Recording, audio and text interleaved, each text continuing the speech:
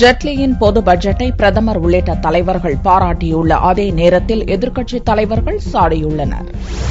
அருண்ஜேட்லி தாக்கல் செய்த 2015-16 ஆண்டுக்கான பட்ஜெட் தொலைநோக்கு சிந்தனையுடன் தயாரிக்கப்பட்டுள்ளதாகவும் முன்னேற்றமான நடைமுறைக்கு உகந்த பட்ஜெட்டாக விளங்குவதாகவும் பிரதமர் மோடி பாராட்டு தெரிவித்தார். விவசாயிகள், இளைஞர்கள், ஏழைகள், நடுத்தர வகுப்பினரை கவனத்தில் கொண்டுள்ள பட்ஜெட்டில் வளர்ச்சி, சமத்துவம், வேலைவாய்ப்புக்கு முக்கியத்துவம் அளிக்கப்பட்டுள்ளதாகவும் மோடி கருத்து தெரிவித்தார். முன்னாள் பிரதமர் மன்மோகன் சிங் வெளியிட்ட அறிக்கையில் அரசின் இலக்குகளை அடைவதற்கான போதுமான செயல்திட்டங்கள் பட்ஜெட்டில் இல்லாதது வருத்தம் அளிப்பதாக கூறியுள்ளார். காங்கிரஸ் தலைவர் சோனியா பட்ஜெட்டில் வார்த்தை ஜாலங்களை தவிர சாமானிய மக்களுக்கு தேவையான அம்சங்கள் எதுவும் இல்லை என்றார். பொதுமக்களின் விருப்பங்களை பட்ஜெட் பிரதிபலிக்கவில்லை என்று லோக்சபா காங்கிரஸ் தலைவர் மல்லிகார்ஜுன் கார்கே தெரிவித்தார். ஜெட்லியின் பட்ஜெட் நவீன இந்தியாவை உருவாக்குவதில் முக்கிய பங்காற்றும் என உள்துறை அமைச்சர் ராஜ்நாத் சிங்கும், வறுமையை ஒழித்து இந்தியர்களுக்கு சமூக பாதுகாப்பு அளிக்கும் என்று பாரதிய ஜனதா தலைவர் அமித் ஷாவும் கூறியுள்ளனர். பீகார் மாநிலத்துக்கு சிறப்பு நிதி வழங்குவதாக அறிவித்ததற்கு ஜெட்லிக்கு முதல்வர் நிதிஷ்குமார் பாராட்டு தெரிவித்துள்ள அதே வேளையில் உத்தரப்பிரதேசத்துக்கு பட்ஜெட்டில் எதுவும் இல்லாதது